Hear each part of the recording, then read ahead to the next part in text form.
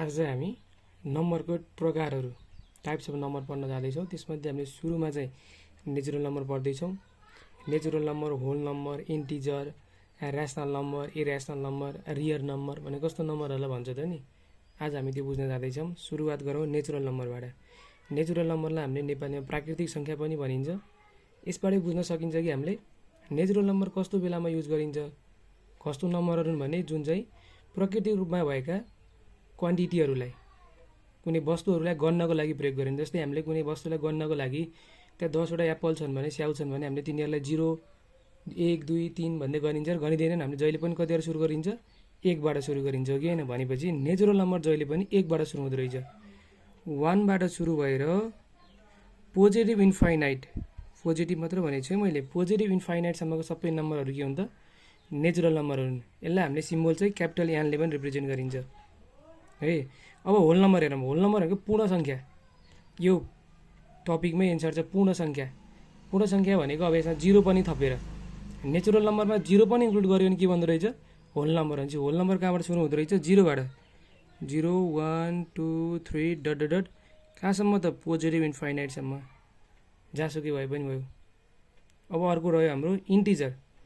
Integer हेरौँ। इन्टिजरलाई हामीले पूर्णाङ्क सङ्ख्या भनियो हो। यो पूर्णाङ्क सङ्ख्याले के भन्न खोज्दैछ भने सबै नम्बरहरू पऱ्यो यसमा, नेगेटिभदेखि त पोजिटिभ सबै इन्क्लुडिङ 0 भनेपछि होल नम्बर पनि पऱ्यो, नेचुरल नम्बर पनि पऱ्यो र नेगेटिभ नम्बरहरू सबै पऱ्यो। जस्तै नेगेटिभ इन्फाइनाइटदेखि त लिएर नेगेटिभ 1, 0, पोजिटिभ 1देखि त लिएर फेरि पोजिटिभ इन्फाइनाइटसम्म भनेको नेगेटिभदेखि त पोजिटिभसम्मको सबै नम्बरहरू 0 सहित गरेर, र यसलाई चाहिँ हामीले जेडले इन्टिजर सिम्बोलाइज गरिन्छ। यदि हामीले पोजिटिभ इन्टिजरको कुरा गर्दैछौँ भने जेड प्लस लेख्न सकिन्छ। नेगेटिभ इन्टिजरको कुरा गर्दैछौँ भने हामीले जेड माइनस लेख्न पनि सकिन्छ है। अब अलिकति अप्ठ्यारो बुझ्न भनेको नेचुरल ऱ्यासनल नम्बर र इरेसनल नम्बर हो। ऱ्यासनल नम्बर र इरेसनल नम्बरलाई बुझौँ है त आज है। मैले यहाँ लेखिदिएको हुन्छु, तपाईँहरूले पढ्नु होला, मैले नेपालीमा भन्छु। सबै नम्बरहरू, numbers that can be written as fraction, फ्र्याक्सनको रूपमा लेख्न सकिने सबै नम्बरहरू, पी बाई क्यूको फर्ममा लेख्न सकिने सबै नम्बरहरू, जहाँ चाहिँ पी र क्यू चाहिँ इन्टिजर हुन् भनेको माइनस नम्बरदेखि त लिएर पोजिटिभ इन्फाइनाइटसम्म सबै नम्बरहरू हुन्। 0 हुन पनि पायो, तर के हुन भएन भने क्यू चाहिँ 0सँग बराबर हुन पाएन कहिले पनि। यसले के भन्न खोज्दैछ भने यदि फ्र्याक्सनमा कुनै पनि नम्बर छ, इक्जाम्पल हेरिहालौँ, कुनै फ्र्याक्सनमा एउटा नम्बर छ, मानौँ 2/3 छ हो। यो भ्यालिड हुन्छ, यो इन्टिजर छ तलमाथि। तर यदि यहीमा 2/0 भइदियो भने त 0ले डिभाइड गर्न त हाम्रो म्याथमेटिक्सले कुनै पनि प्रुभ गरेकै छैन। यो त हाम्रो म्याथमेटिक्समा के छ त, इरर छ एउटा हो। भनेपछि यदि कुनै पनि नम्बरलाई 0 डिभाइड गर्छ भने त्यो के हुन्छ त, हाम्रो इरर हुन्छ। अथवा हामीले कुनै पनि नम्बरलाई 0 डिभाइड गर्नै मिल्दैन हो। भनेपछि तलपट्टिको पी बाई क्यू भनेको छ नि, यहाँ पी बाई क्यूको फर्ममा हुन पर्यो, पी बाई क्यूको फर्ममा छ। पी जे हुन पनि पायो, क्यू जे हुन पनि पायो इन्टिजर्सहरूमध्ये।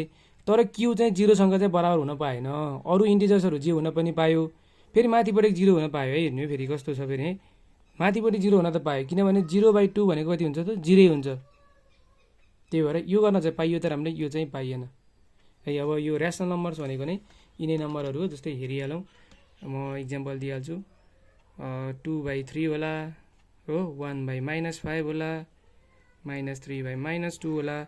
अनि अर्को कुरा भनेको छ डेसिमलहरूलाई पनि हामीले ऱ्यासनल नम्बर भनिन्छ। कस्तो डेसिमलहरूलाई भनिन्छ त फेरि, जुन डेसिमलहरू टर्मिनेटिङ छ, टर्मिनेटिङ भनेको रोकिएको हो, इन्फाइनाइटसम्म नपुगेको, र जुन चाहिँ रिपिटिङ छ, कि त रिपिटिङ हुन पऱ्यो, कि त टर्मिनेटिङ हुन पऱ्यो, कि त दुइटै भए पनि भयो।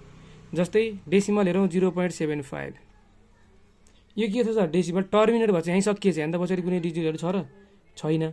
भनेपछि यो पनि के हो, ऱ्यासनल नम्बर हो। अर्को हेरौँ रिपिटेटिङ भनेर के भन्न खोजेको भने 0.333 डट डट डट, यहाँ के भनेको छ भने 3 रिपिट भइरहेको छ। भनेपछि यस्तो नम्बरहरू पनि के हो त, ऱ्यासनल नम्बर हो सबै है। यसको डेसिमल रिपिट पनि भएछ, यसको डेसिमल टर्मिनेट पनि भएछ हो। एउटा कन्डिसन फलो गर्नु पऱ्यो, कि त टर्मिनेटिङ हुन पऱ्यो, कि त रिपिटिङ हुन पऱ्यो। कम्तीमा एउटा कन्डिसन फलो गर्नु पऱ्यो। दुइटै कन्डिसन फलो गरे पनि केही फरक परेन हो। यिनीहरूलाई हामीले के भनियो त, ऱ्यासनल नम्बर भनियो। इरेसनल नम्बर कस्तोलाई, यसलाई हामीले क्यूले सिम्बोलाइज गरिन्छ है।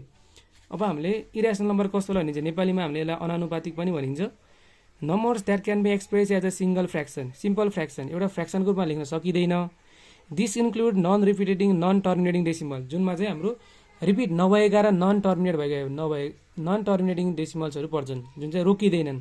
जस्तै उदाहरणको लागि हेरौँ, इक्जाम्पलको लागि लेखेर देखाइदिइहाल्छु कस्तो नम्बरलाई भनिन्छ भने।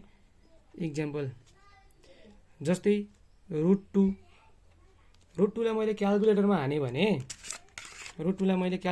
है त, हेर्नुहोस् है त, रुट 2 हाने भने यसको डेसिमल कति आउँछ भने रुट 2 कति आउँछ 1.4142135562 यस्तो डेसिमल आउँछ।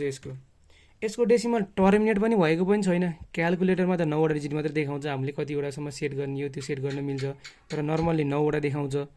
योभन्दा पछाडि पनि डिजिटहरू छन् यसमा।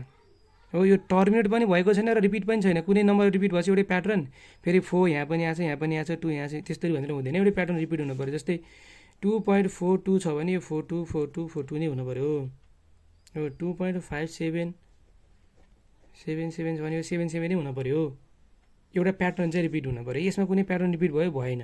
यसरी नै हाम्रो रुट 5 मा पनि कुनै प्याटर्न रिपिट नहोला। हो, अर्को हाम्रो पाईलाई पनि हामीले के भनिन्छ, इरेसनल नम्बर भनिन्छ। 3.14 यहाँ यो यसपछि पनि नन टर्मिनेटिङ नन रिपिटिङ डेसिमल्सहरू आउँछ। अब फेरि अर्को इक्जाम्पल हेर, रुट 4 के होला त, रुट 4 त सिम्पली 2 हो भने चाहिँ यसलाई हामीले के भन्यो, फेरि रासनल नम्बर भनियो।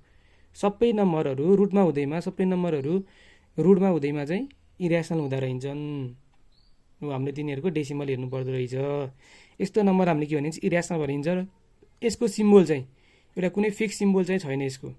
हामीले नर्मल्ली कहिले यसलाई आरक्यू भनेर सिम्बोलाइज पनि गरिन्छ। हो, तर यसको चाहिँ ठ्याक्कै सिम्बोलाइज फर्म चाहिँ छैन वर्ल्ड वाइड एक्सेप्टेड भएको। ल, यो दुइटा जान्नै पर्ने हुन्छ, इरेसनल र रेसनल हो। अलिकति अप्ठ्यारो पनि छ, म फेरि एकचोटि भन्छु है त। जुनको डेसिमल्सहरू टर्मिनेट भएको छ अथवा रिपिटेटिङ प्याटर्नमा आइरहेको छ भने त्यसलाई हामीले के भनिन्छ, रासनल नम्बर। जस्तै 3.74285 यसको डेसिमल के छ, टर्मिनेटिङ छ, रिपिट त छैन तर टर्मिनेटिङ छ भने पनि यसलाई हामीले फ्र्याक्सनमा लान मिल्छ। हो, यस्तो नम्बरलाई हामीले के भनिन्छ, टर्मिनेटिङ नम्बर भनियो, अथवा हामीले यिनीहरूलाई के भनियो बल्कमा भने रासनल नम्बर भनियो। अर्को हेरौँ 3.444444 यो टर्मिनेटिङ त भएको छैन तर रिपिटेटिभ प्याटर्न छ। हो, यस्तो नम्बरलाई पनि हामीले के भनिन्छ, रासनल नम्बर भनिन्छ। किनभने हामीले यस्तो नम्बरलाई पनि फ्र्याक्सनमा लान मिल्छ। र त्यो फ्र्याक्सनमा लाने तरिका म तपाईँहरूलाई अर्को भिडियोमा सिकाउँला।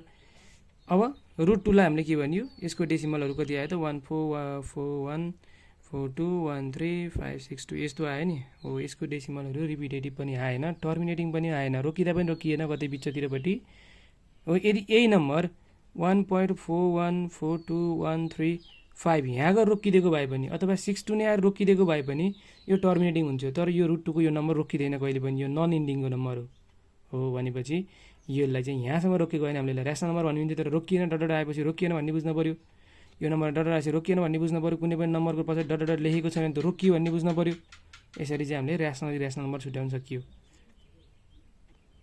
ल, अब चाहिँ हामी रियल नम्बर हेरौँ। वास्तविक सङ्ख्या कस्तो सङ्ख्यालाई भन्छ नि, the complete set of containing both rational irrational number. सबै रेसनल इरेसनल नम्बर सबै के हुन्छ, रियल नम्बरहरू। अब जस्तै -4 लेखेको छु मैले, यो -4 रेसनल नम्बर हो कि होइन त, इरेसनल त पक्कै होइन, यो रेसनल नम्बर हो कि होइन। हरेक इन्टिजरहरू के हुन्, रेसनल नम्बर हुन्। हरेक होल नम्बर रेसनल नम्बर हुन्, हरेक नेचुरल नम्बर रेसनल नम्बर हुन्। किनभने भने जस्तै -4 छ भने यसलाई हामीले p/q को फर्ममा लेख्न मिल्छ भनेको फ्र्याक्सनको फर्ममा लेख्न मिल्छ। जस्तै मैले यसको तलपट्टि 1 थप्न पाउँछु कि पाउँदिनँ त, पाइन्छ। हामीले कुनै पनि नम्बरलाई 1 ले डिभाइड गऱ्यो भने त्यही नम्बर आउँछ। अनि हामीले नम्बर चेन्ज त गरेको छैन भनेपछि हामीले यसलाई डिभाइड गर्न मिल्यो भने चाहिँ फ्र्याक्सनको रूपमा आयो कि आएन हेर्नु त। तल माथि र तलपट्टिको 0सँग बराबर आयो र आएन नि, 1 आयो भनेपछि 0सँग बराबर छैन भनिसकेको त रेसनल नम्बर हो। त्यसरी नै हरेक इन्टिजर्सहरू 1000 आओस्, ल यसको अपन पनि हामीले 1 थप्न मिल्छ नि त। भनेपछि यो सबै फ्र्याक्सनमा लेख्न मिल्यो कि मिल्यो भने सबै के हुन् त, रेसनल नम्बर हुन्। हरेक इन्टिजर्सहरू, हरेक नेचुरल नम्बर, हरेक होल नम्बर सबै के हुन् त, रेसनल नम्बर हुन्। र यो रेसनल नम्बर र इरेसनल नम्बर सबै नम्बरलाई के भनिन्छ त, फेरि हामीले रियल नम्बर्सहरू भनिन्छ। आजको भिडियोमा यति नै गरौँ। धेरै धेरै धन्यवाद तपाईँहरूलाई भिडियो हेरिदिनु भएकोमा।